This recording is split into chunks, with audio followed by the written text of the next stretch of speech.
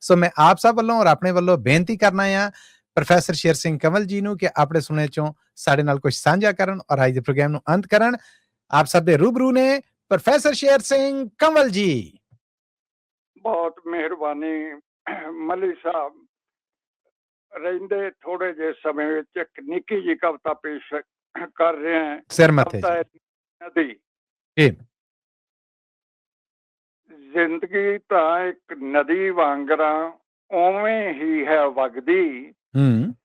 ਇਹ ਕੈਸਾ ਬਦਲਾਅ ਹੈ ਆਇਆ ਪਹਿਲਾਂ ਜਿਹੀ ਨਾ ਲੱਗਦੀ। ਵਾਹ ਵਾਹ ਵਾਹ ਵਾਹ, ਕੀ ਬਾਤਾਂ। ਤੇ ਹੰਡੇ ਹੰਬੇ ਗਏ ਪੁਰਾਣੇ ਆ ਗਏ ਨਵੇਂ ਨਿਕੋਰ। ਤੜਕਸਾਰ ਬਲਦਾਂ ਦੀਆਂ ਟੱਲੀਆਂ ਲੈ ਗਏ ਕਾਲੇ ਚੋਰ। ਹਾਏ ਹਾਏ ਹਾਏ, ਇੱਕ ਵਾਰ ਫਿਰ ਪ੍ਰੋਫੈਸਰ ਸਾਹਿਬ ਕਿਆ ਬੱਗਾ ਧੋਲਾ ਸਾਵਾਂ ਗੀਤ ਹੈ ਜੀ। ਆਏ ਹਾਏ ਆਏ ਹਾਏ। ਹੰਬੇ ਹੰਡੇ ਗਏ ਪੁਰਾਣੇ ਆ ਗਏ ਨਵੇਂ ਨਿਕੋਰ। ਤੜਕਸਾਰ ਬਲਦਾਂ ਦੀਆਂ ਟੱਲੀਆਂ ਲੈ ਗਏ ਕਾਲੇ ਚੋਰ।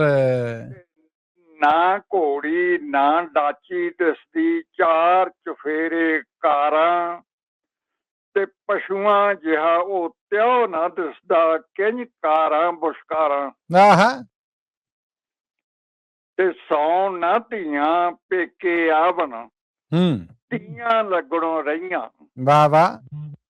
ਸੌਣ ਨਾ ਧੀਆਂ ਪੇਕੇ ਆਵਣ ਧੀਆਂ ਲੱਗਣੋਂ ਰਹੀਆਂ। ਬੁੱਢੇ ਪਿੱਪਲ ਬੋੜ ਉਦਾਸੇ ਪੀਂਘਾਂ ਕਿਉਂ ਨਹੀਂ ਪਈਆਂ। ਆਏ ਹਾਏ ਆਏ ਹਾਏ, ਕਿਆ ਬਾਤਾਂ ਪ੍ਰੋਫੈਸਰ ਸਾਹਿਬ, ਕਿਆ ਬਾਤਾਂ।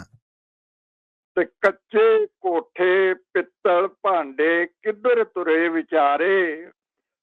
ਫੜੇ ਗੱਡੇ ਤੇ ਹਲ ਪੰਜਾਲੀ ਲੱਦੇ ਬਣ ਜਾਰੇ। ਦੁੱਧ ਭੁੰਨਣੇ ਤੇ ਉਹ ਹੋਲਾ ਕਿੱਥੇ ਖੀਰਾਂ ਪੂੜੇ।